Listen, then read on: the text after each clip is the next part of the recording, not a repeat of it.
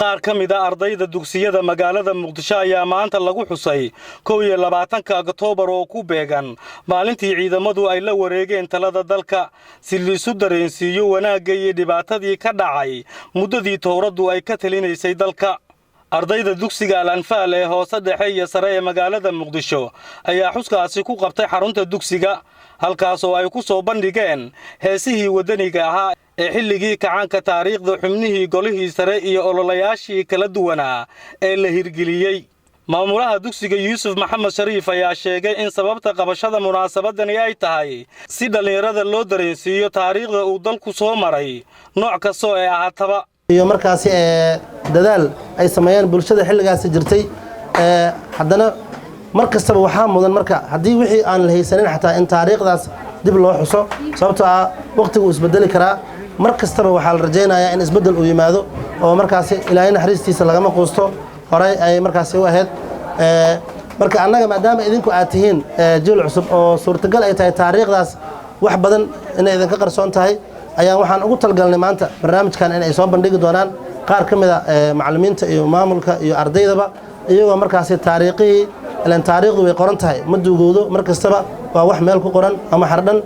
tii ayaan rabnaa marka in dib boorka loogu qaado oo ay soo bandhigaan ardayda taariikho ka hadli doona 21 Oktoobar waxa ay tahay. ardayda dugsiga ayaa soo bandhigay heeso iyo riwaayado ay ku muujinayaan sida looga baahan yahay dhalinyaradu in ay kaga shaqeeyaan horumarka dalka waxaana laga xusay waxqabadkii kacaanka arrimo ay ka mid ahaayeen qorista af Soomaaliga iyo dejinta dadkii abaaruhu ay ku dhaceen iyo ololihii uu ka mid ka ahaa bacaad celinta. mid ka mid ah waalidiinta ardayda dugsigaasi Maxamed Shiil Xasan Shiil ayaa sheegay in xilligii kacaanka waxyaabihii laga faa'iiday ay ka mid ahaayeen waxbarasho lacag la'aan ah. waxbarashada aan maanta ku anfacayo ee aan ku shaqaysto wax lacag igama soo marin marka nasiib aan idin dheernahay bay ahayd maanta adinka waxaad ku sugan tihiin xaalad waxbarashadiina waalidkiin uu bixiyo laakiin annaga waa ka duwanayn sidiinoo kale ma lahayn muqarrar ama manhaj kala duwan waddanka waxaa ka jiray hal manhaj dugsi sare dugsi dhexe dugsi hoose ilaa jaamacad waxay ahaayeen isku manhaj waxaad moodaa waddanku inuu ahaa waddan isku dhacsan oo toosan laakiin maanta waad arkaysaan dhibaatada jirta waa loo baahan yahay inaad xustaan maalin dhaweed waxaad xuseen 12 Oktoobar waxay ka dhigan tahay in taariikhaha aad meel ku ogaataan oo mid aad u xustaan. dhanka kale TV-ga STN ayaa mikrofoonka la dhex maray qaar ka mid ah dadka ku nool magaalada Muqdisho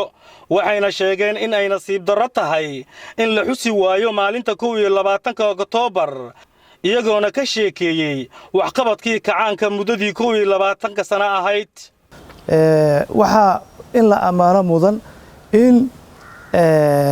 maanta dawladaha muqaddimka ee hore u maray ay markay doorashada galayeen dadkooda u soo jeediyaan in la heli doono isbitaallo lacag la'aan ah waxbarasho lacag la'aan ah ma jirto adduunyada aan maanta ku noolahay waddan toos waxbarashadiisa ay lacag la'aan u tahay innaga xilligaas min birimo ilaa jaamacad lacag la'aan ay ahayd qof samayn doona iyo qof samayn kara midnaba aysan jirin ma uusan lahayn warshado badan ma uusan lahayn batrool ma uusan lahayn ilo dhaqaalo kale keliya canshuurta uu ka qaado bariga iyo badda ayuu ku dabirayay mishaaraadka shaqaalaha xoogga dalka caafimaadka waxbarashada waxa xumaan ah oo wax laga naxa ah in la xusi waayo 21 Oktoobar 21 Oktoobar Soomaaliya waa maalin ay noqotay dad jira dawlad jirta oo isku filan dhinaca aqoonta horumarka dhaqaalaha heer laga gaaray Soomaaliya way istaqaanaa in been la sheego ma fiicna annagu waxa ka mid fanaaniinta qaranka kooxda halgan golayaasha muddo 25 sano ayaa ka soo wareegatay dawladdii dhexe ee Soomaaliya ee milatariga ahayd ee uu hogaaminayay General Maxamed Siyaad Barre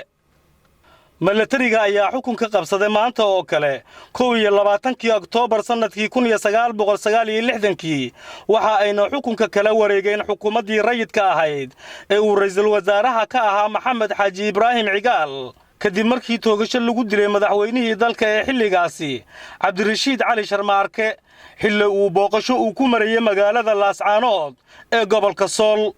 Ibraahim Maxamed Xuseen Ibraahim JK wararka STN Muqdisho.